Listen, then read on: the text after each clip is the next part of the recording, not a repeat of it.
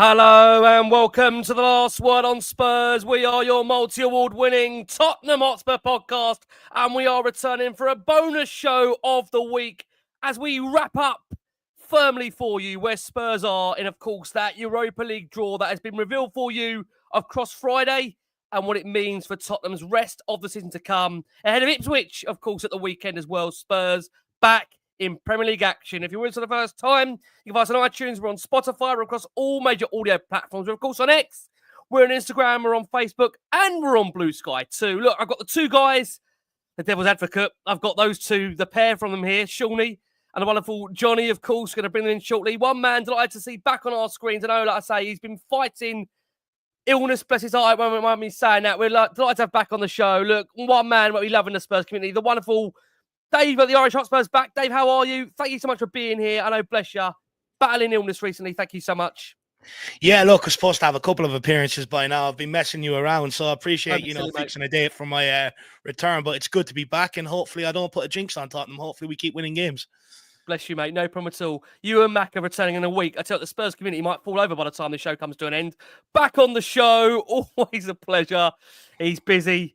When there's stories about Spurs, you know where to go and find the latest news. It's Shawnee at the Spurs Talk Show. Shawn, over here, bud. How are you? Well, I'm great, Ricky. Listen, I have to just correct you slightly. The Devil's Advocate is a trio affair. It's Dave, it's Johnny, and it's myself. It could be you as well, Ricky, if everyone want to come over. But in the meantime, I can't leave Dave out of that. Listen, we've had to put Devil's Advocate on ice because Dave's been sick.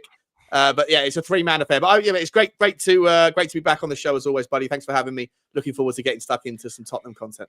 Pleasure is all ours. And also making up our panel, 1/3 of the Devil's Advocate. I've been correctly there mentioned. 1/3 of the Devil's Advocate, just to be very, very clear, just so before we go any further. A man that is very quiet for an opinion, doesn't really have much say in the Spurs community. Very, very, I'd say, laid back, adaptable, flexible. With his opinions. Johnny Abbey's back twice in a week. We're blessed. Johnny, how are you, bud? Lovely to see you. And I can tell you, just to be very, very clear, we're seeing you loud and clear and bright and beautiful. How are you? Brilliant. They refer to me now as Mr. 33 and a third percent of Dave and Sean. So when I see him, here he is, Mr. 33 and a third. So it's good. I mean, we're 42%. We're all numbers. 42% spending. We're all a number these days. We're all a number these days. We're all customers. We're all meant to be customers. We're all customers. Yeah, 50 cent in the stadium, 42% spend, and I'm Mr. 33 and a third. But yeah, glad to be back with Dave. Dave, glad to see you back, mate. Fighting fit. Sounding a good, deep, sexy voice. The women are going to love that voice tonight.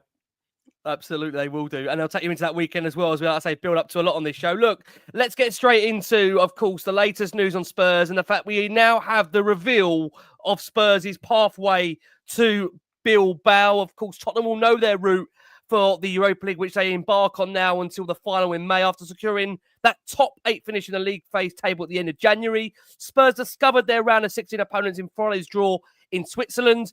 In the last 16, and Postecoglou's Tottenham will take on AZ Alkmaar. That first leg, just to be clear, will be on Thursday, the 6th of March, with a return leg penciled for Thursday, March the 13th.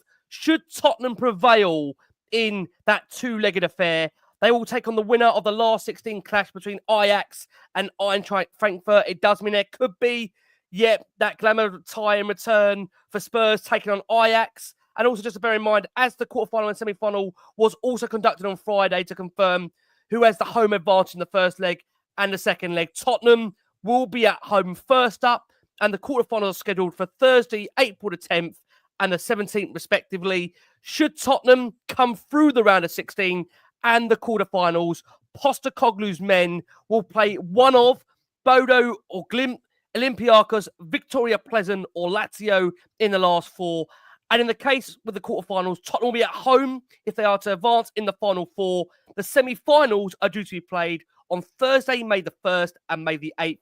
The final will then take place at the San Mamés Stadium in Bilbao on Wednesday, May the 21st. I know there's many suggestions out there. Tottenham have got the right side of the draw, the good side of the draw.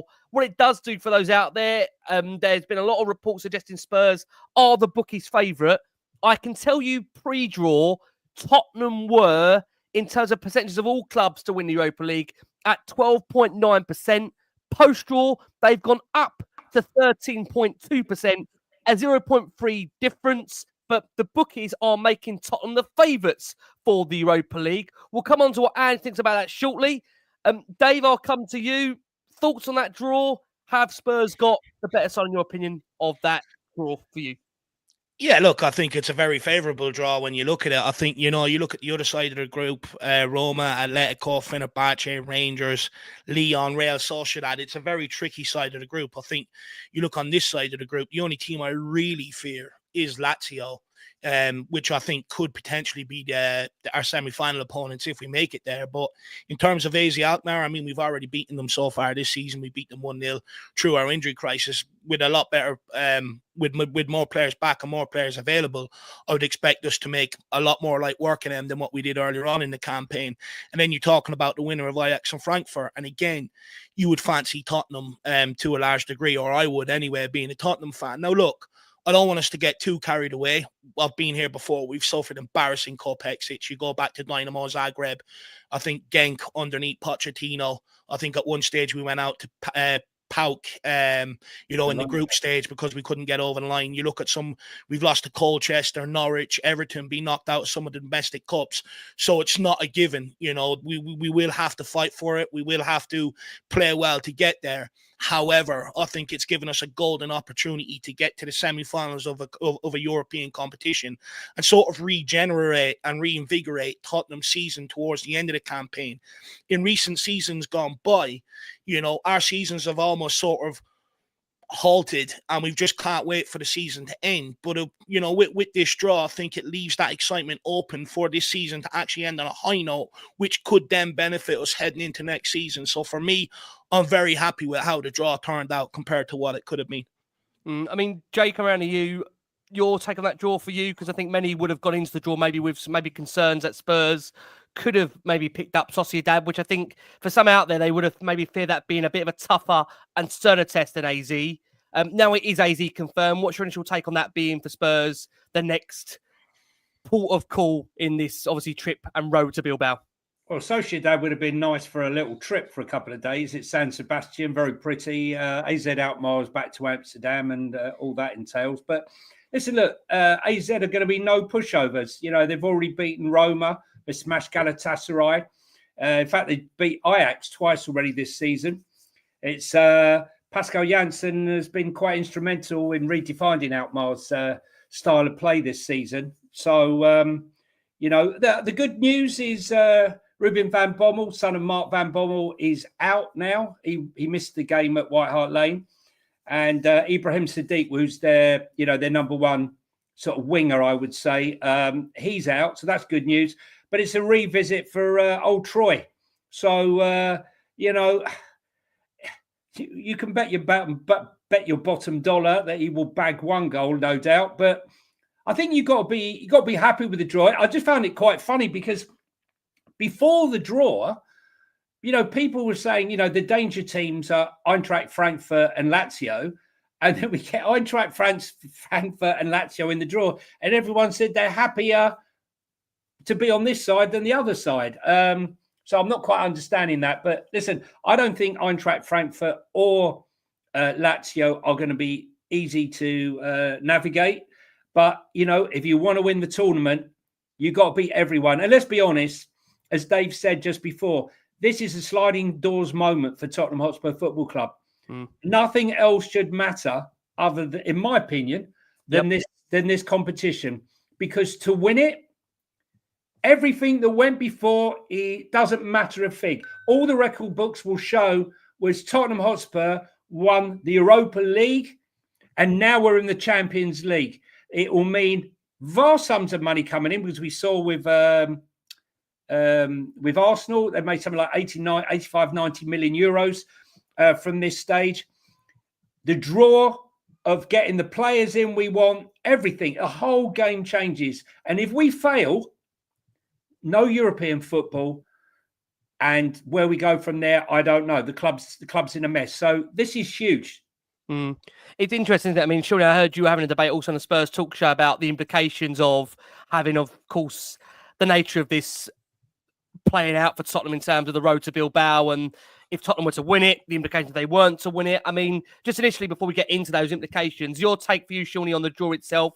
Are you happy with AZ? Because again, Johnny makes a point there that we are still going to have on our side of the draw the likes of Ajax and Frankfurt that aren't easy teams at all. So what's your takeaway if Tottenham were to progress against AZ?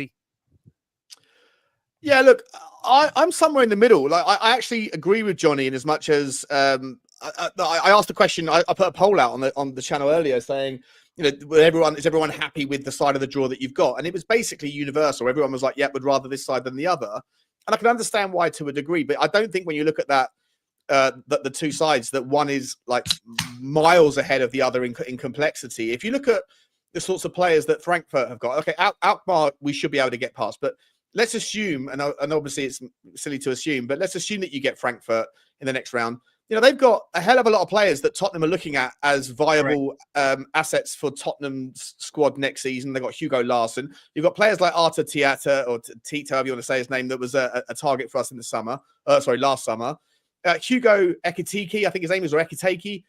He's a player that Arsenal apparently right now are looking at as a striker. And of course, you've got Elia Wahi as well, which is another player that Tottenham were looking at. So in terms of Eintracht Frankfurt's forward line, their creativity and their defensive solidarity, there's a lot of players in there that Tottenham, if you believe the reports, have already in the past or continue to have a lot of admirable sort of takes on with regards whether they would improve the value of the players within the current Tottenham squad. So I don't see Frankfurt as any pushover, assuming they'll get past Ajax. And then if you look at Lazio, the likely semi-final opponents, they've got some wonderful players as well. I think Guendouzi, obviously, I think he's an ex-Arsenal player.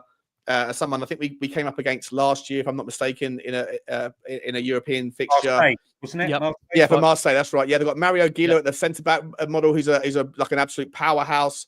Yep. Ravella, they've got Tavares, another ex-Arsenal player. I think he's on loan at the moment, and of course they've got Pedri, right?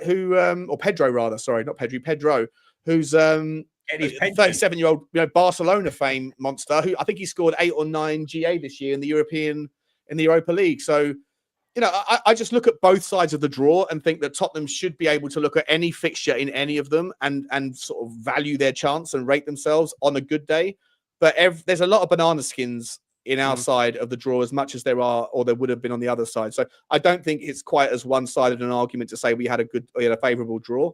I would rather have played Alkmaar than Sociedad because I think that Alkmaar are not quite as good as Sociedad. But at the same time, I would also make the argument that Sociedad are not the same team as they were last year when they had the double pivot of Mikel Merino and Zubamendi, who played brilliantly together. When Mikel Merino went to Arsenal, I know he's done well recently, getting a couple of goals of late, but his sort of integration, acclimation into the Premier League hasn't been great. And now Arsenal were looking to go and get Zubamendi, who hasn't been anything like the player he was without Mikel Merino as his playing partner. So I don't necessarily think that Tottenham should look at any of the teams in the draw and think, oh God, I don't want to get them. And I think that most teams would look at Tottenham with a returning squad, a returning fully fit squad, if we can get that team back together, and think that Tottenham should rightly be at the top end of the bookies betting market. But I don't think there's this huge disparity between the left and the right side of the draw that other people are ascribing. Yeah, it's interesting, isn't it? When you look at the odds of the Europa League, and although Spurs are favourites of the bookies, Mad just add, it's interesting to see that at the very top of the graph, for those of the improvement of chance of winning, that Lazio have gone right to the top of the graph now for the percentage of chances of winning the competition. Pre the draw, they were 16.8. Post the draw, they're at 20%. Again, this is based on all the teams remaining in the Europa League. So although Spurs are the bookies' favourites, in terms of the Opta analysts, in terms of percentages-wise, Lazio are the favourites. I mean, one thing, Dave, I think what, again, Spurs are going to have to try and deal, which, again, we've found it difficult through the season, is, as we know, having to battle and come to terms with, as Andrew said numerous times, the Thursday-Sunday football, which will, again, be on the agenda for Tottenham. The hope is that, as Sean has touched upon there, Tottenham are going to have a sufficient squad back when it comes to the Europa League. We know for Tottenham now, in terms of the injury list, that is slowly now coming to a close. Spurs are hoping to have back, just to be clear, Romero and Van der Ven for the upcoming round of 16 fixtures against AZ Alkmaar. We'll have to see where we are with Richarlison and Werner during that time. I know many maybe not as concerned as Werner as what they would be with Romero and Van der Ven, but Solanke as well is mid-March in there as well. I think what we have to bear in mind, Dave, is that when you're looking at that first leg for Tottenham, that round of 16, just to be very, very clear, that takes place for them on, as we've said, that Thursday, March the 6th. Then 3 days later, we're then going to host high-flying Bournemouth at the Spurs Stadium. Now, that game has already been moved to Sunday the 9th of March to accommodate the round of 16 tie, but it'll be a very tricky game for Tottenham. It comes directly again in a situation where they've got a huge game, ideally, you'd say, in the Premier League. But I think, as Johnny has said there will be a feeling now that the emphasis will be on the European campaign. I mean, how do you see them, D, for you, juggling the Thursday, Sunday football, which, to be fair, we have to say we've struggled with so far this season, D? Yeah, no, look, we have struggled with it, but we've also had a lot of injuries when trying to do that. So what you're actually doing is playing players every 3 days. Now that the likes of the League Cup, the FA Cup, we're not playing so many midweek games are sort of gone, and we know where we are in the league. We're sort of already 7 points behind Brighton in 10th, and I think, further off European spots further up. So I mean, it's going to be hard with 13 games left to try and claw that back. So for me, I think Europa League has to take the focus. It's where we can realistically, do a double if you'd like. We can win a trophy, which will appease the fan base, but also we can get European qualification, which will appease the ownership and stuff like that, and will hopefully give us a bit of stability then heading into next season, because you'd like to think off the back of it, Postecoglou will keep his job. But for me, I think it has to take priority. I think what you do is you rest your best players for the Thursday game, and then hopefully with players coming back, that you've got enough to be able to still put out a good competitive squad for the Premier League game. But realistically, your best players like your Kulu, like your Jed Spencers and that, who have consistently performed so far this season, they have to be rested, and Thursday nights have to take priority. And I would hope now that the games aren't coming in thick and fast as they once were.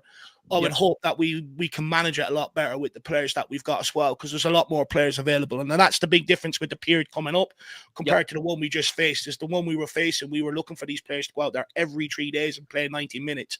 Now we don't have to do that. With Udeberg coming back, you can rest the likes of Kulusevski or Son or players like that and keep them fresh for Thursday night. And that's where you'll get the best out of them. I think that's where you'll see a lot more out of Son, a lot more out of Kulu when they are fresh and available for the full 90 minutes, rather than being rolled out every 3 days, because that becomes draining, tiring. Like you look at Kulusevski there for a period, his body was telling him to do one thing, but his legs wasn't really carrying him, and he wasn't having some great effects on games. But I think with rest, you'll get a lot better out of them, and hopefully we'll look like a different team in Europe.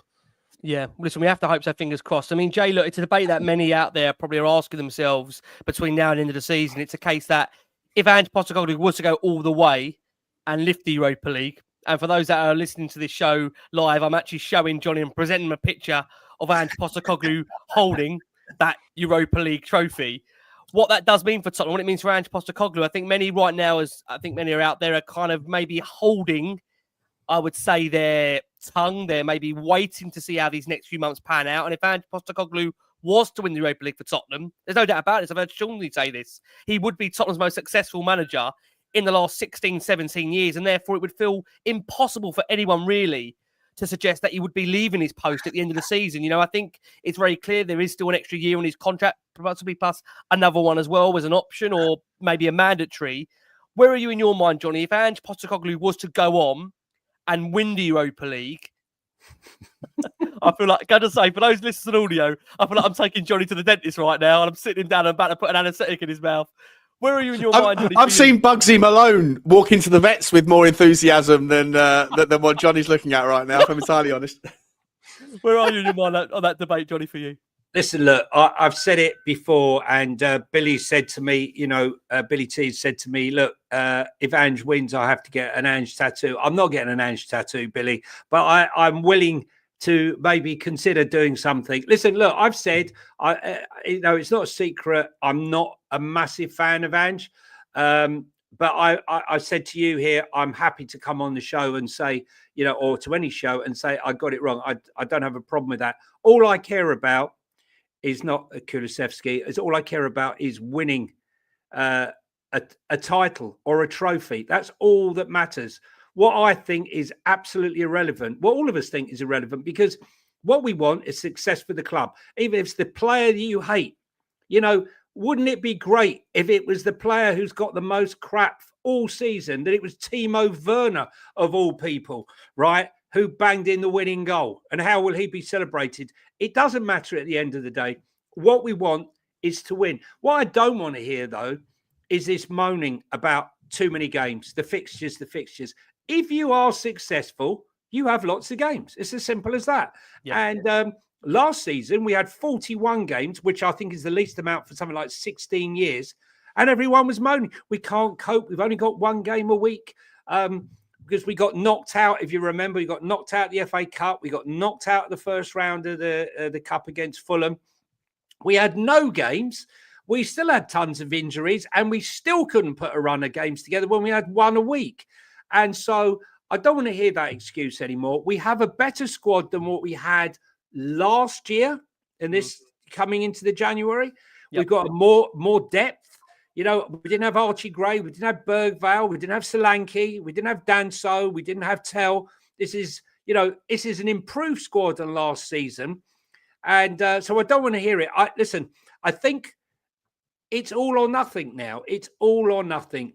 And I think we should be, also winning's about rhythm.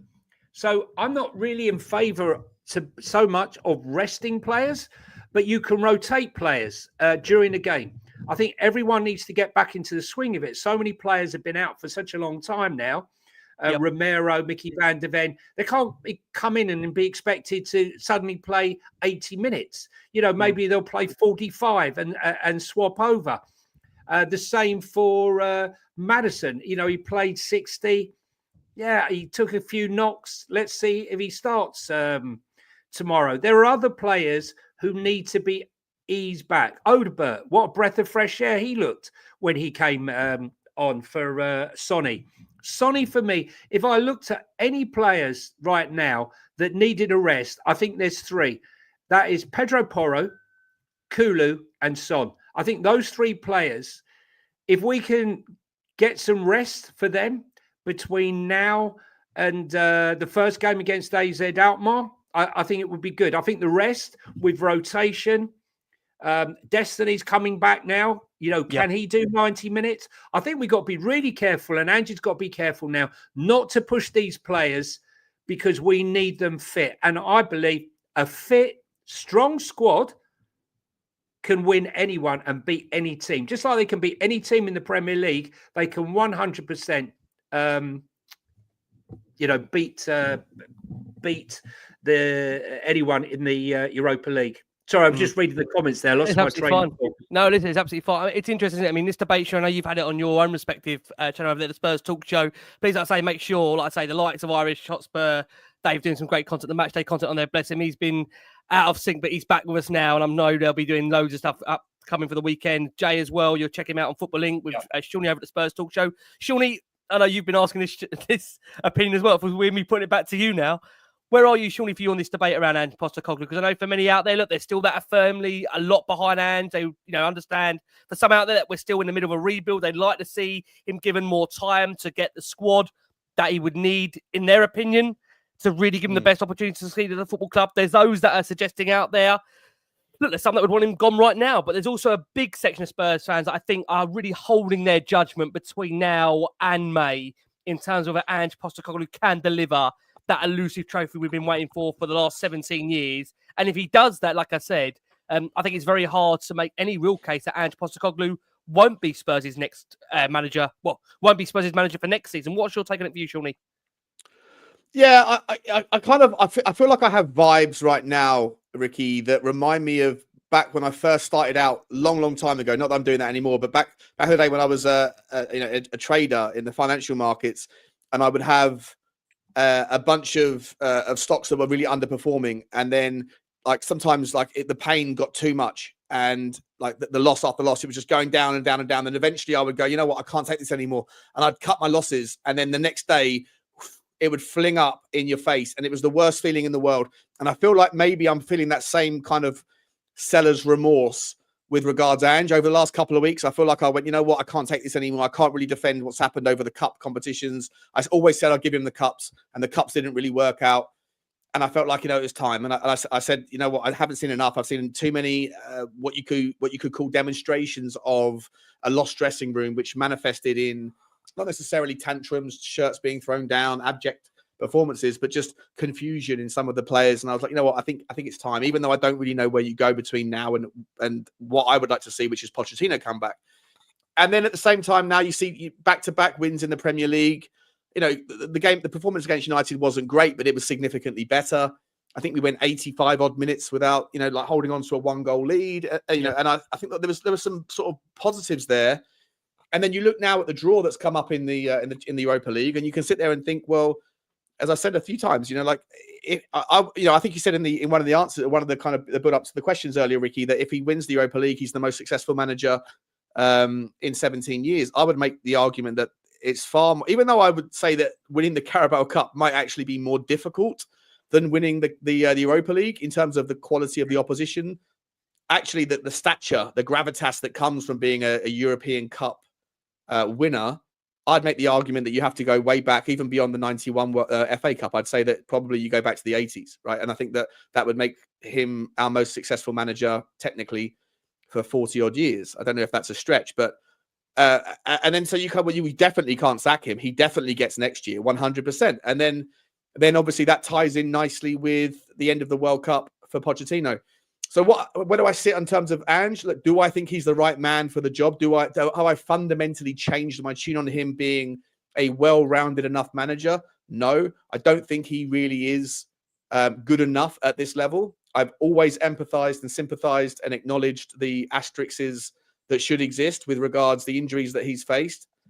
But there are no asterisks in life. There's only scoreboards, especially in football management. And I think that I still would make the argument that if Daniel Levy had pulled the trigger and relieved him of his duties at some point, you know, between Christmas and now, then I wouldn't have had a problem with it.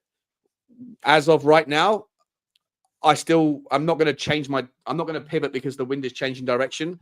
Yeah. I'm just going to say that I think that given the circumstances of where we're at and what we can do, I think it's only right probably now to expect that he's going to be in the job until the end of the season. And I'm okay with it. And I, as Johnny alluded to earlier, would love to be wrong about him. I'm not sitting here. My opinion does not mean more to me than Tottenham's success. And if I think that he isn't the right guy to create it, then I'd much rather be wrong and Tottenham win than be right and Tottenham fail. Yeah, and I will just say one thing again. I think it's a really important point that I say on it. You know, it's interesting because there's a lot of different opinions on Ange Postecoglou. But you know what's interesting?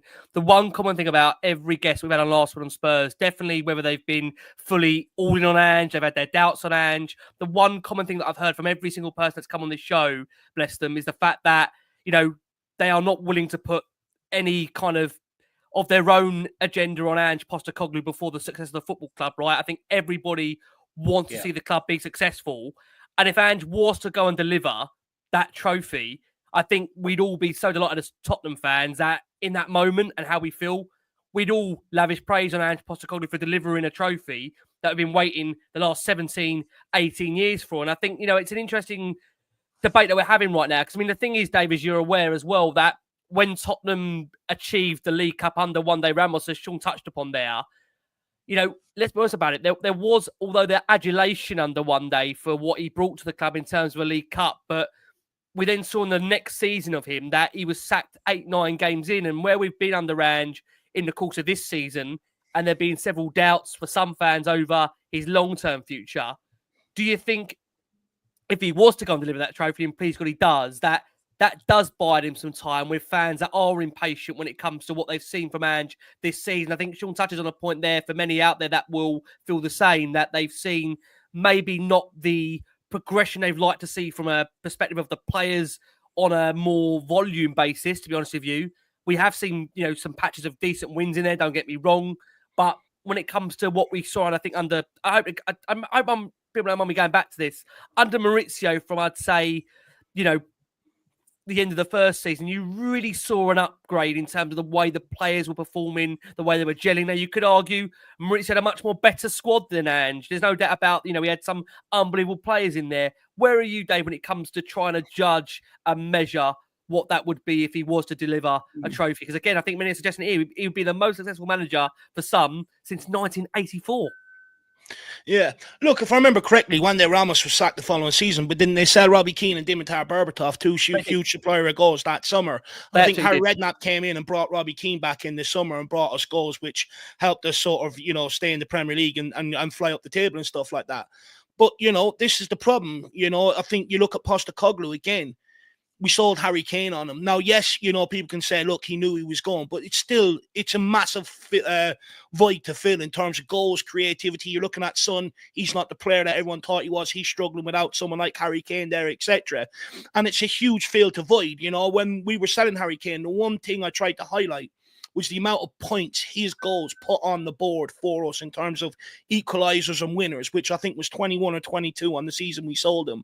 So it's a massive drop-off in terms of since we sold him, where you look at where we are, and we've struggled to fill that, and we haven't really gone after the attack in the best way we could have. We've gone after it, and we've brought a lot of young talent, which in my opinion, I'm not sure we needed to buy, because I thought we already had plenty coming through the under-21s. And I think what you're seeing, although the young players have come in, they've been exemplary. The likes of your Lucas Bergvall has done well. The likes of your Archie Gray has done well. Kinski has done well. But the reality is that you're relying on them to come in and, win you games of football. And at that age, they just don't possess that ability. What we didn't do has come back to haunt Ange. We thought we got ahead of the goalkeeper situation in January, but realistically, Kinski was poor against Aston Villa, poor against Liverpool in the second leg. In the North London derby, he should have saved Trossard's goal. Against Leicester, he should have saved one or two of their goals as well, which is points on the board. And this is the problem with a lot of the young recruitment that we've made, where you're asking them to come in and basically play every single game, is they're raw. They're still learning their trade. You even look at like Matthias Tell. I think you bring him in. I think he's looked really good outside the box, but inside the box, where you need that devastating quality, that calmness in the moment to score your goals, to win you games of football, he's still raw in that regard, like Udebur, like Mikey Moore, players like that. And this is what we're relying on to dig us out of a hole, help push Tottenham Hotspur forward. And I said it in the summer, I think we missed the mark in the transfer window. And again, to a large degree, I think we missed the mark again in January to really kick us on and make that much of a difference between now and the end of the season. I still think, to a large degree, we're still in the same boat, where you are looking for some of these youngsters. Even if you go into Europe, you're still going to look for these guys to play on the Premier League on the weekend. And what really difference can they have in terms of impact on games? I'm not quite so sure. And at the end of the day, a manager is only as good as the tools he's got to work with. And Postecoglou is trying, but I feel like I'm not going to bemoan the money that they spent underneath him, but I'm going to bemoan how they've spent it. And I don't think they spent the money at the right time on the right players to really kick us on. I think it's come back to haunt Postecoglou. And to be honest with you, I'd be very surprised if he's in the job heading into next season, especially if we don't win the Europa League. If we get knocked out of the Europa League, even if we make it to the semi-final, many fans will look at the two seasons and go, well, look, there's not enough consistency in terms of back-to-back wins to really say that he's the guy to push us on into next season. I think they'll have to make a change. However, I think the biggest problem we've got at Tottenham Hotspur is down over the last couple of years, we've brought in Jose Mourinho, Conte, Postecoglou. We brought in managers that have won everywhere else they've been. And, wherever else they've been, the clubs have tried to implement it. They said, what made you successful here? How can we implement that and bring that here? Whereas at Tottenham Hotspur, we're almost asking them to meet us halfway. And I think this is why no one has really been successful since Pochettino. Because when Pochettino came in here, he was manager of Southampton and done a good job, but he didn't really come with that reputation, them demands. So he was always going to try and make it work. He's a very good coach. Whereas the managers that we're bringing in, they need ready-made players for the here and now to really go and compete. And that's where we're missing the boat. It's almost like if we're going to have this recruitment, then you've got to revert to someone like Pochettino, who's known for getting the best out of young players, forming a good squad and stuff like that. With young players, you need to have a really good relationship. Postecoglou doesn't have a relationship with any of the players. He sort of sits back and allows them to govern themselves. And, all dates back to because when he was manager of, I think, Brisbane Roar, he didn't want to drop his best friend. And since then, he sort of cut relationship with players. So you're talking about two complete different managers in terms of Postecoglou and Pochettino. But the reality is, the reason why I don't think it's going to work on the Poch, and I said this to everybody at the time, you think he's coming here as a rebuild guy. He's not that guy. He wins everywhere he's been. He doesn't have the patience for this rebuild. And that's why he's probably been so stubborn during, some of the losses and that, because the reality is we're asking these guys to adapt and they don't know how, because they've never been in that position in quite some time to be able to have to do that. So for me, where I'm at under Postecoglou, look, I actually feel sorry for the guy, to be honest. I think he's another good manager that's come to Tottenham. And again, we've killed him. We've made him look clueless. We've questioned his tactics. We're asking him to adapt to our loser ways instead of us adapting to their winning ways. But the reality is, The guy is used to pulling a rabbit out of the hat. You know, he walked into Celtic. Everybody wrote him off. Nobody liked him. They didn't like his arrogance when he first walked in there. But by the time he left, everyone in Scottish football was pining over this guy. So for me, I'm not going to write him off. You know, he has the ability to be able to navigate us to a Europa League final. You know, it's such fine points you make there, Dave. And also, I mean, I heard Sean, you said also on the Spurs Talk Show that for you, you don't like the term of him being seen as with all due respect, someone that doesn't know about tactics. You know, there's definitely an element that he knows an element of what he's done because he's been in the game for so many years. I think the question is whether he's able to do that in a consistent basis in the Premier League, where we are seeing teams, as you know, Sean, that are constantly evolving, constantly changing. Yeah. And again, I will make this point. I think Dave has said that. I think for Ange, I think he's been let down in a number of the windows. I think, look, people have suggested he's been backed in terms of financially. Look, you can't argue in terms of the money that's been spent, you could say he's been backed. I would question the caliber of players that have been given to him to do the job that he wants to do, because I would argue the point that I think for what his system needs, and it goes back to what David said as well, I think he needs a lot more ready-made players. Is that your kind of take on it as well for you, Sean, when you're looking at the way we've tried to set up tactically under him? No, I don't. So it's lots of sort of by-part sort of questions there, so bear with me a little bit. But I disagree fundamentally with the premise that because he went into Celtic and everyone didn't fancy him because he was an unknown entity, and then by the time he left, they were worshipping the ground that he walked on, that therefore you shouldn't be able to question or challenge his what he's displayed at Tottenham. I think they're two entirely different models, two entirely different systems, two entirely different sort of realities in which both of those teams operate. He can get away with doing things at Celtic, who is by far and away the best team in that world. Maybe you have a slight competition in Rangers, but everybody else is nowhere near it. And so if he was always going, it would have been more difficult to fail than it would have been to succeed at Celtic, right? And then he's adding that with his glamorous, lovely football that everyone wants to see on paper, that he comes in with this, oh, who is this guy? He gets the success anyway, and he's doing it in a pretty format. It's no surprise to me that Celtic fans are not going to sit there and say, you know, like versus Brendan Rodgers or whatever else, like, you know, this is or Martin O'Neill, whatever. This is a wonderful version of what we can be. But ultimately, at the more difficult standard of football that he had to participate in Europe, he didn't, you know, like there's nothing to write home about. Then he comes to Tottenham. That's not just on Ange, though, Sean. Celtic have notoriously for years not gone far in Europe. It's not just Ange Postecoglou, and that we have to be fair on that.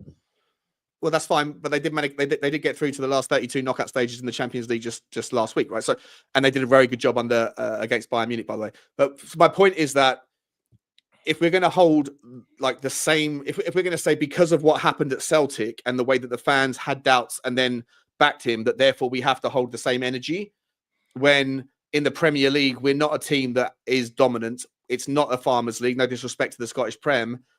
There are far more teams that are competitive, far more capabilities, that I don't think the same energy can be applied. And I think that it is reasonable to sit there and say, not necessarily who is this guy, even if you know who he is and you followed him, it's still okay to be able to challenge the rhetoric that, let's be entirely honest here, if it wasn't for injuries, he would have still maintained his belief in the one-trick pony kind of model of football, right? He had to adapt in the end, and he has done, and I'll give him credit where it's due. Where I won't give him the credit is the fact that at the same time as saying, you know, building that silly little hill to die on, which was, it's who we are, mate, which I said from the start, why do that? You don't need to do it. It's a ridiculous hill to die on in the first place. But the fact that he did it, and then he pivots to a different formation. For example, against the Everton, he tries the 45 minutes of football in a back three, which, for what it's worth, for any other manager that had more of a kind of repertoire, more arrows in his kiln, or whatever the phrase is,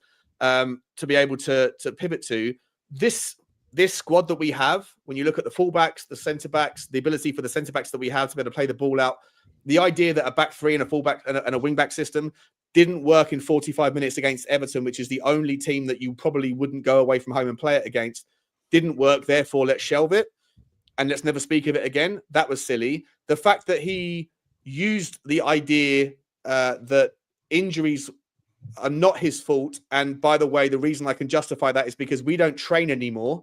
The argument that the injuries are because of training, but we don't train anymore. Therefore, it's not my fault. In so saying that, in so doing that, what you are also opening yourself up to, which you may not have thought about, is if that's the case, then why are you pivoting to new formations out of the blue, like going defensive against Liverpool, like going to a back three against Everton, if you haven't had any time because of what you said about the injuries to defend yourself from the injuries accusation? You have opened yourself up to analysis around why it is that you don't change, or why it is that you pivoted to new formations that you clearly then, if we believe you for the first thing, that you haven't had any time to practice with. And then you're shelving a back three, which to me is a suitable system to play with the squad that we do have, whether you have injuries or otherwise. Pedro Porro, Jed Spence, Destiny Udogie, etc. Romero could easily play an advancing centre-back. Archie Gray, he's a midfield, he's a 6, right? Apparently, but yet he's playing a centre-back. You could engage the back three and have a player that pulls out, right? So he's speaking out. It's a lot of double talk, a lot of double speak. He's saying one thing to kind of extinguish one fire, and then we're not supposed to then take those words literally and examine what that means for other things that he's been accused of or that I would like to investigate. Sorry, for me, as much as I want him to succeed, and I do, and as much as I want to be wrong, and I might be, for me, he's playing. He's a manager of a at the highest level of football, and to sit there and excuse him or absolve him of certain scenarios in which we find ourselves is alien to what a football fan is supposed to do, especially people that spend time on football fan channels, right? We're supposed to give our takes, analyze the situation and chew it over as fans. And to me, I just don't think that Ange Postecoglou, in the largest sense of the word, I think he gets too fair of a kind of like an absolvement of all of the criticism that would be absolutely applied to anybody else if it wasn't for Ange Postecoglou. For some reason, he gets a fair too much of an easy ride. I don't think so. I think, when people look at it, I think there has to be questions. Why is Tottenham Hotspur the anomaly on Jose Mourinho's CV, Conte's CV? Now it's going to be Ange Postecoglou's CV. There has to be looking into that. You're bringing in managers, Sean, that go to boards usually and say, this is what I need, go and get me it. And they're coming to Tottenham Hotspur and, it's sort of, they have to fight for absolutely everything. And they're not always getting the best in class. At some point, if we really want to break that gap from where we are, which we've been hanging around that top 6 and being unsuccessful and trying to bridge the gap to other people, there has to be an understanding. You have to bring better players to compete at this football club. Like, you're sitting there saying this squad is suited to the back three system. Well, we played a back three under Conte. Romero played in that, didn't do too well. Porro played in that, didn't do too well. Bentancur played in it, done well enough. But, at the end of the day, it cost Conte his job. So we can sit here and say it's suited to this. But I think we do that under every manager. When we had Conte, I remember people sitting there telling me we got to play a back four.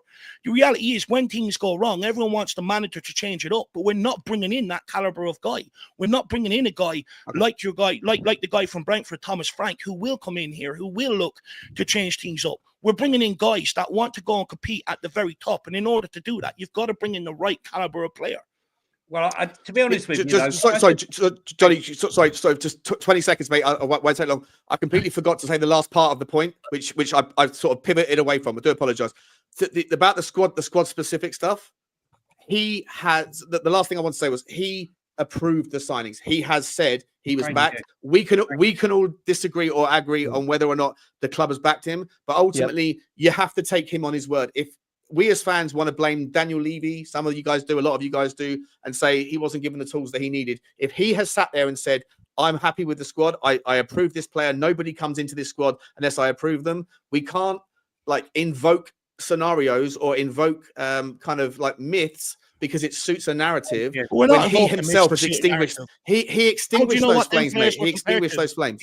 How do you know what them players were compared to, though, Sean? If you're given, say, a Van de Ven and another guy, of a similar quality, and it's not above, that's how we can end up at them players. There's a lot more into this. But you're hypothesizing. No, I'm not hypothesizing, Sean. I think that's what you're doing, quite frank. And I'm trying to tell you, there's a lot more in and around the transfer window that goes on. If you're Ange Postecoglou and you've seen other managers, like Conte, use Jed Spence as an example. What did it do? It cost him his job. It makes no sense for Postecoglou to sit there and come out and call out the transfer window right before the start of a season.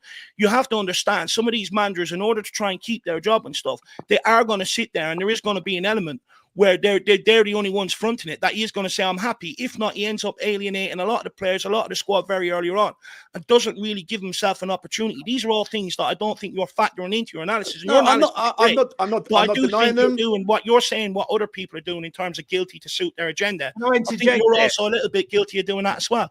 All I'm saying, you are invoking potentials. I'm just saying take the guy on his word or don't. But like, I'm not invoking things where he didn't say things he said. He said, I'm happy. You're saying maybe he's not. I'm not saying maybe he is. He's saying he was.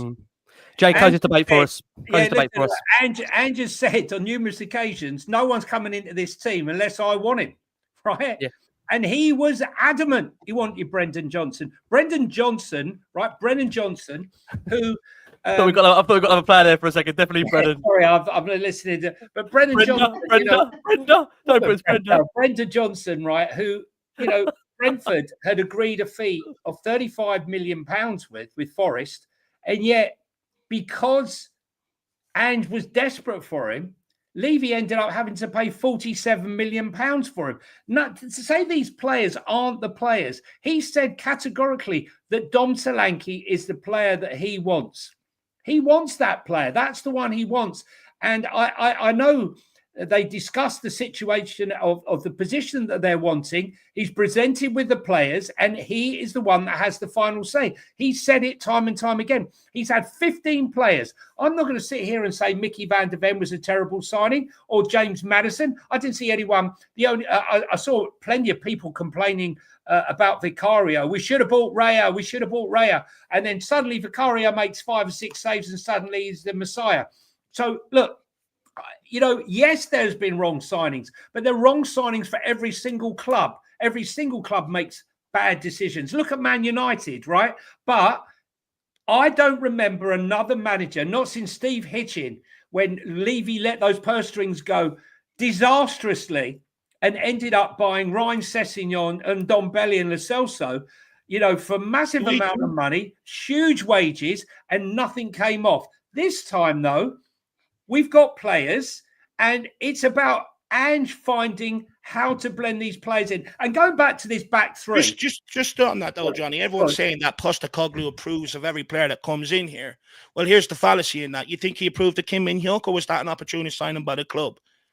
Bergvall is notorious with Johan Lang. He spoke about in glorious terms how he pulled him in. So the reality is that, not every signing coming into this club is his. That's just the reality of it. Dave, right? Look, you and I both know, we've discussed this for long enough, right? That there's a two-prong attack here, right? It's 15 to 19-year-old signings, right, for the youth, for the future. So we have a conveyor belt of talent, something we haven't had for a long, long time. So I would put Yak in that category, right? I would put him into that category. I mean, when Ange first came here, we thought we would have half of Asia popping into this club. To all the people that were in the comments there who were saying before, I can't believe Johnny's on again. I can't get him off the bloody screen, right? I'm sorry, I won't be on tomorrow, promise. That's his wife typing, by the way, not anyone else. Right. I mean, honestly. Look, I think the fact of the matter is that I believe that there's been some poor choices by Ange. I mean, I thought when Dragusin came in last season in January and all the hype, we beaten Bayern Munich to him. When did we see him? When did we took weeks, months before we saw him? I thought, maybe we're going to play a back three. Maybe he's going to play a back three then. And I'm thinking back three. When does he play a back three? He chooses Everton. Can I just say one thing on that, Jay? And I'll let you come back in. The only thing about the Everton game is I think we all will agree on this point.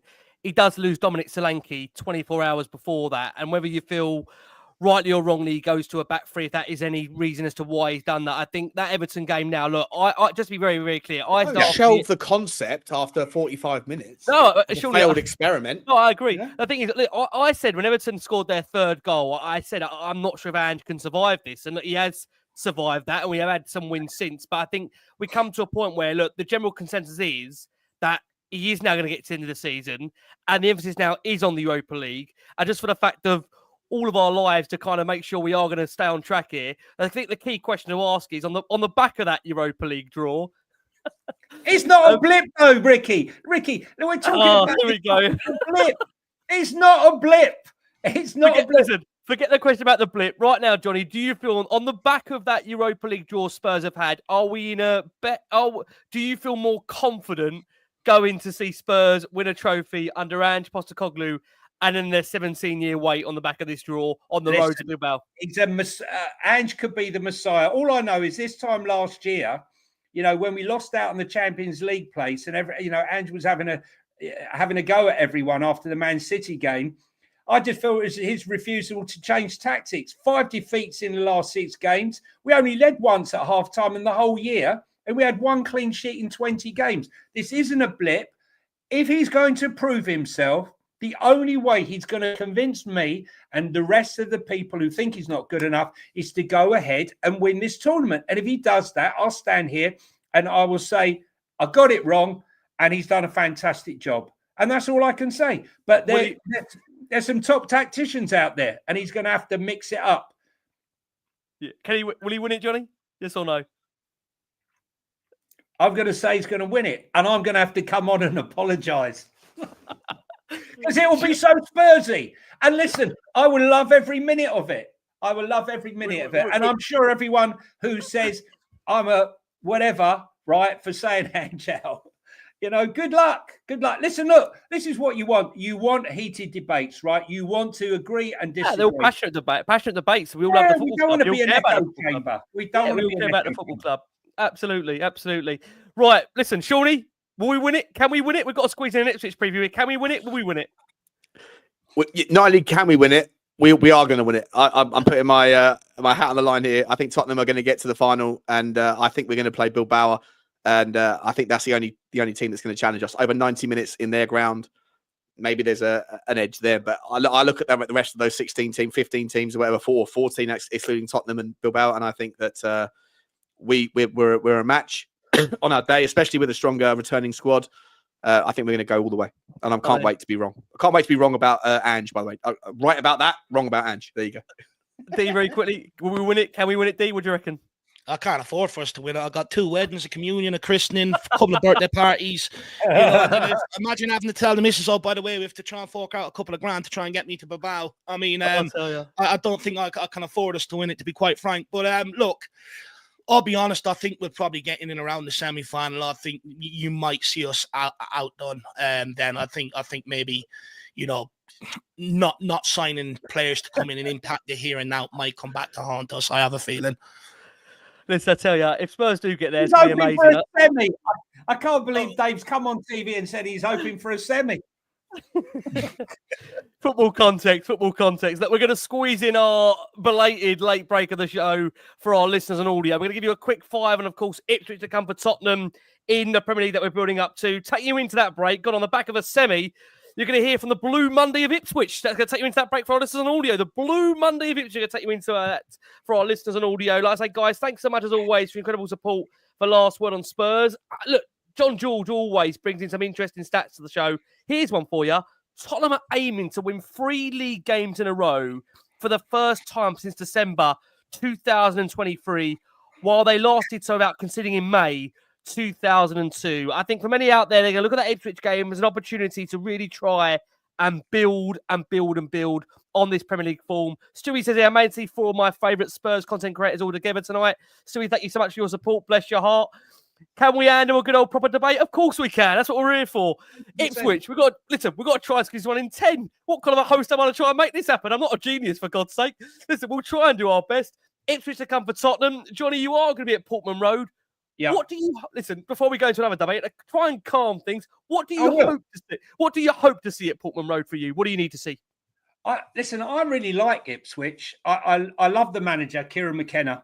Wrong show, wrong channel. Joking. Carry on. Yeah, no. Listen, I really like Kieran McKenna. I think he's a top coach. I mean, brave enough to leave as assistant coach at Man United to go on his own League One, and he's brought this team through. And I really like the squad that he's assembled there. Yes, they're finding it hard to get the results, but with Amari Hutchinson, who I really like, who I highlighted in the last, before the last game, and Leif Davis, Liam Delap, Sammy Schmolix, they got Kevin Phillips, and they got Clark, who we had before. But I like the way they play, and I think he's going all the way. I think he's going to be a top coach. I mean, if Anrich was to leave, I probably think he's 1 year away from being ready, maybe, for us. But I was looking at the team that we rested. Talk about resting players. We rested our players for midweek for the game against Ipswich last season in November. And our team that day that we got beat, before everyone said we were riddled with injuries, was Vicario, Porro, Romero, Dragusin, Udogie, Papasar, Bentancur, Kulusevski, Brennan Johnson, Dominic Solanke, and Heung-Min Son. So I don't want to hear any, we were riddled with injuries and they were fresh and they didn't play in Europe.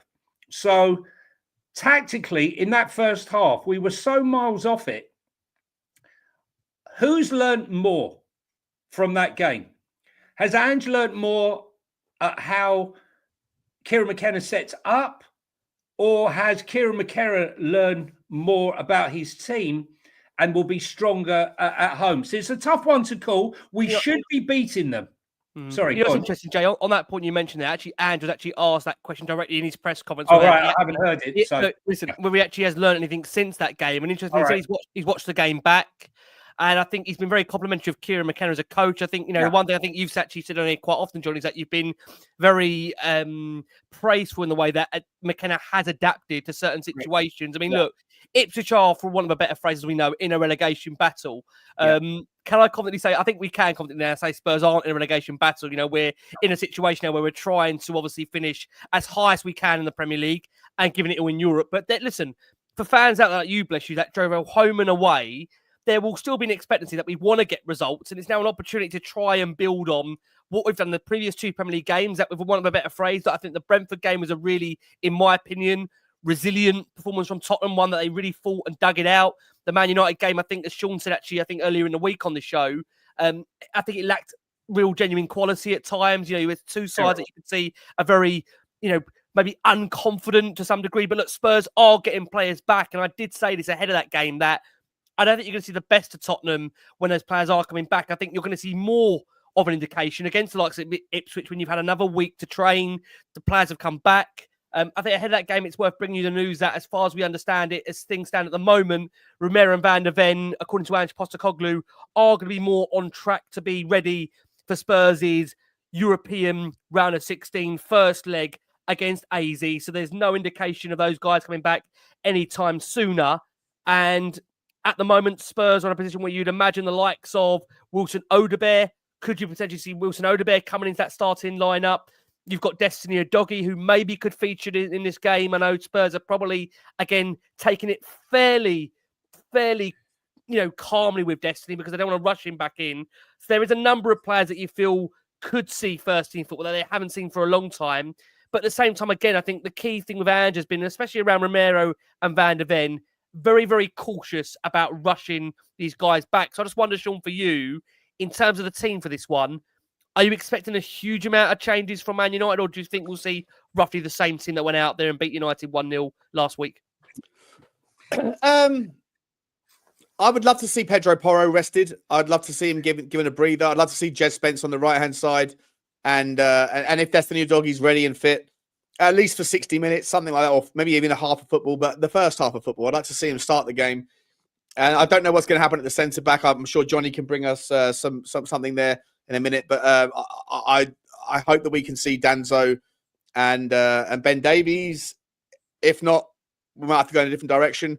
In the midfield, I'd like to see... I want to see Lucas Bergvall get some minutes. Well, I expect Ipswich Town to sort of sit in, do what they did in the home leg, and then to pounce against us. I want to see someone with a bit of grit and determination. I've got to be honest, Ricky. I'm not a fan of our midfield options. I understand the need for versatility, but ultimately, I think that this particular system and whatever the system is that we inherit next, whether that be next season or the season after, I think that we are massively lacking in some specificity. And if I'm looking for something, people like Bentancur, Bissouma, they don't really really reassure me anymore. I don't feel confident. I know they have the ability to put on good shifts when they want to, but their inconsistent form isn't quite there. So I'd like to see a little bit more in the way of Lucas Bergvall. I think he's got a lot of grit and determination, a lot of the things that I want to see. Yep. At the top end of the pitch, that I'd like to see some more minutes for Odebear.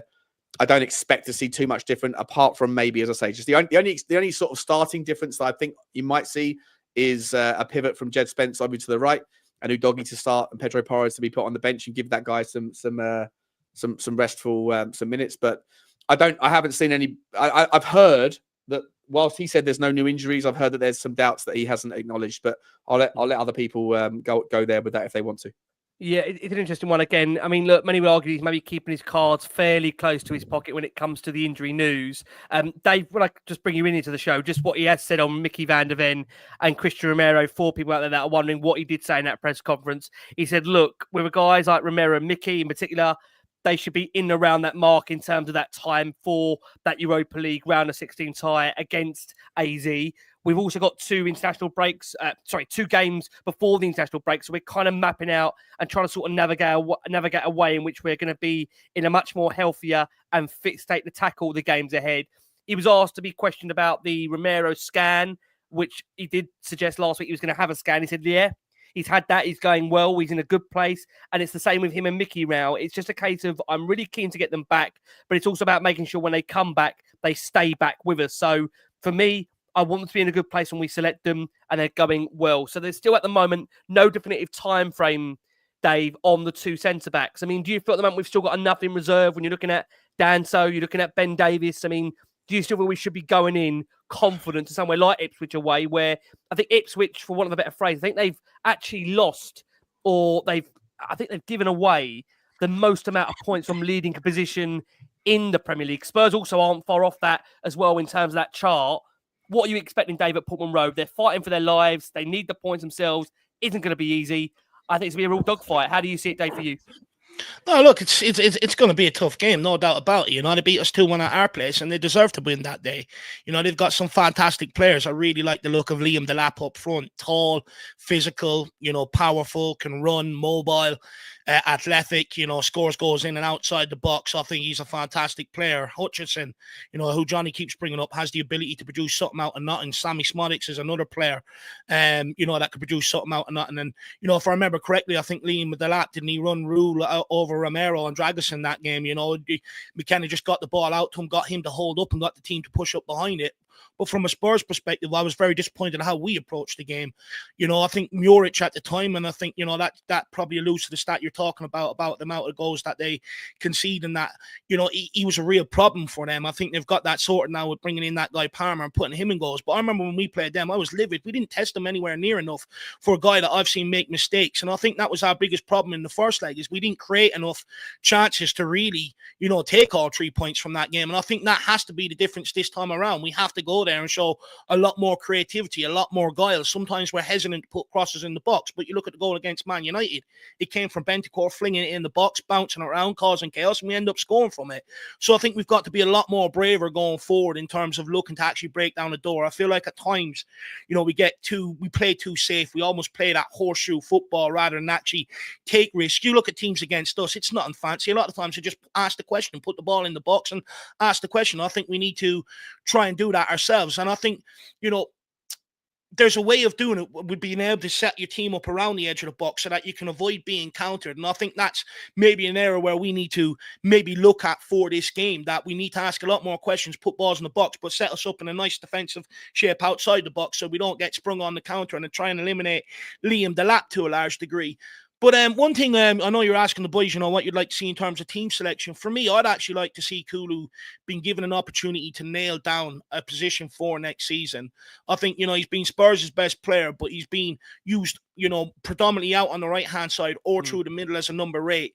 And, you know, I think at the age that he's at now, I think to get the best out of him, to help him take the next level going forward, and to help him sort of, elevate his status in the game. I think he really needs to pinpoint and nail down one position. With a lot of the players coming back, your likes of your Udebers and players like that, for me now, I think there needs to be a decision on Kulusevski in what position Tottenham see him in going forward, and give him that run between now and the end of the season, so that next season we know exactly where he's going to be used. So then whatever position he's not being used in, we can then drop into the market and go and solve that position. So for me, I think that's absolutely crucial with Kulusevski. But in terms of Ipswich, again, just quickly, I mean, if I'm Danzo, the first thing I'm doing is a nice little welcome, on Liam Delap. Hit him nice and early, nice and hard, nice 50, not an erratic where you get yourself booked, but a nice 50-50. Let him know you're there and try and take him out of the game that way. But for me, this is going to be a physical game, and we've got to stand up to the test. I think these games, a lot of it is if you're willing to outrun and outwork the opposition, a lot of times your quality usually shines. Whereas I think we've got a real problem in terms of creativity in the forward line, in terms of on a consistent basis, game in, game out. And I think that needs to change for us for this game big time, because they did nullify our attack last time very well. They did do very well. I'll be honest, I'm trying to remember that. I mean, the Ipswich game, when I go back to it, I don't remember far too many chances in that second half where we really carved them open. That, I think, was a bit of a worry on the day. Even when we went to put balls in the box, Moritz is just coming out claiming them. Yeah. There was no real, whip behind him or looking to aim. It was more just hitting hope rather than anything. So I think going forward is really where we need to prioritize for this game. Work it out. D, I know you'll be covering it. I'm going to come to Jay in a second. I know you'll be covering it, D, on of course the Irish Hotspur as well. It's blessed to have you back in the Spurs community. D, where can those find you for that match day reaction? Where can they find you? And of course, much more going over there at the Irish Hotspur, and also prediction for you, D, on the game. Yeah, look, you can find me over at the Irish Hotspur. Been MIA for the last 2 weeks with sickness, but I'm back now. So, I'll be back there for tomorrow's game and stuff like that. That's where you can find me. Prediction for tomorrow's game. Look, why can't Spurs make it 3 wins on the bounce? We've got our luck's got to change at some point. So, I'm going to go 2-1 Uno Reverso. Be calling this last word on tractors by the time we finish with them on the weekend. I love that. D, thank you so much. Thank you so much for making it work. And again, bless, he's been down with the illness. Love to have him back on. Make sure you're catching D for the latest stuff. Jay, let's bring you in. Prediction-wise, what we're going to go for, and bring in your point you're going to make there. No, I was just going to say, Min-hyuk had a fantastic game. Near the end there, he was the difference with us sneaking the goal. I think he made 2 or 3 fantastic saves. I think he's a very good keeper. I've got to be honest with you. I think he's a real talent. I don't know. It's a hard one. I think Dave's right that Danso will try and make Delap know he's there. But for me, a fit Amari Hutchinson, he's going to be weaving his magic. He's only young, he's about 21, I think he is now. But low centre of gravity, he's all over the place. And I think with sort of a makeshift centre-back defence, we could have a bit of problem. I'll tell you who I really thought was a breath of fresh air when he came on, and he was literally only a few minutes, was Wilson Odobert. He was, yeah. He really lit the place up. And that link play between Odobert, Spence and Tell. Remember, Odobert and Tell played together in the French under-19 games. Yeah.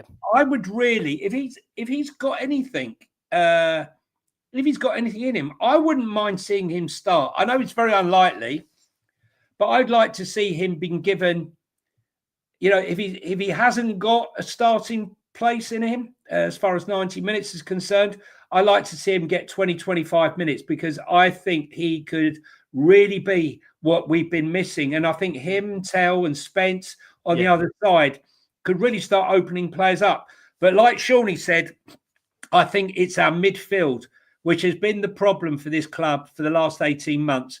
He does not know his best combination, whether it's Bentancur, Maddison, Kulu, Papasar, Basuma. He's tried every single permutation there, and Bergvall. But tomorrow, I'd like to see Bergvall in. I think he progresses the ball well, and I think we'll be much more dynamic with Spence. I also believe that Spencer will be playing on the right-hand side. They'll drop Porro, not drop him, but rest him. Yeah. Destiny back on the other side. And I think we're going to be a threat. I think we'll be a threat down the flanks. So I'm going to go for a 2-2 draw, because I still think it's going to be a really hard game. They're fighting for their lives. Yeah. And, you know, I don't see that grit and determination. I know everyone's thought we'd turn the corner. I didn't see a turn the corner performance against Man United other than not letting them score. And let's be honest, if it hadn't been for Cairo's fantastic finishing on Garnacho missing from that thing, a draw would have happened. So I'm going to go for a draw, but I think it will be a positive. I don't look at a draw away to Ipswich with the desperation they're in, and we're trying to rediscover our form as a terrible result. I think it will only be a terrible result if we go 2-0 up and we allow that lead to slip to 2-2 up. But on your point there, Jay, look, I get it. It's not an easy place to go. They are fighting for their lives, and Ipswich have had some decent. I mean, I don't think on Ipswich, I'll bring Sean on this as well. That I just don't think Ipswich. Yeah, I don't think Ipswich have actually had the results that their performances have merited. I think they've actually played very, very well under McKenna, which is why McKenna is being linked with a lot of the top jobs out there because of the coaching nature of him. So look, we'll see. Jay, thank you so much. I know you and Sean got this venture over at Football Link, so make sure you're going to go and check that out. Of course, you'll see Johnny a lot on here and a lot on obviously Sean's channel as well. But I think Johnny's might be streamed out for the week, so I'm sure we're going to put him down, lay him to bed. We'll tuck him in with his missus, bless his heart, and we'll bring him back later at some point, definitely over the course of the next couple of weeks. Shawnee will come to you to close. Shawnee, what are you expecting? Spurs Ipswich, we said there, it's not going to be an easy game. They're a side that are fighting for their lives. How does it pan out for you, Shawnee? Yeah, I think I don't disagree with what's been said. I think it's not an easy place to play. But I think that the returning players, I think the momentum is back a little bit. Not entirely, 100%. There's still, I agree with Johnny's sentiment that United was better, but it wasn't in any way something where you can take too much away from it in feeling horrendously confident, because United had their chances, and on another night it could have easily gone a different direction. But for me, I would just say I think that we're going to have a little bit too much for Ipswich, and not disregarding their competitive nature and the threats that they pose. Like I say, subscribe to the things the boys said. I'm going to say 2-1 Tottenham. And I think we do go on to that third win, and I think that's going to be the kind of building blocks for what's coming up in the next month, which are far more important than the individual 3 points against Ipswich. And just be clear, like I say, again, back to that point that, again, very lucky that contributor here, John showed in the show here, if Spurs do beat Ipswich, it will be the first time since December 2023, Spurs have won 3 games on the bounce. That has to go back to, obviously, of course, the first 10 games under Ange, that honeymoon period where Tottenham were sitting top and winning the league in October. Weren't they blissful times? Weren't they great times? Weren't they amazing times? Look, maybe we'll get those times back. I want to say a massive thank you to the wonderful Shawnee over at Spurs Talk Show. Make sure you check that out. Football Link as well. Johnny, of course, Johnny H3232 on the X, and Talking Tottenham 1882 on Instagram. And the wonderful David Irish Hotspur will have all your match day needs and more. Guys, we have been the last word on Spurs. Let's see what they're going to give us ahead of the weekend. As always, thanks so much for incredible support. Like, subscribe, do all that amazing stuff for everybody here. And as always, come on, you Spurs. Come on, you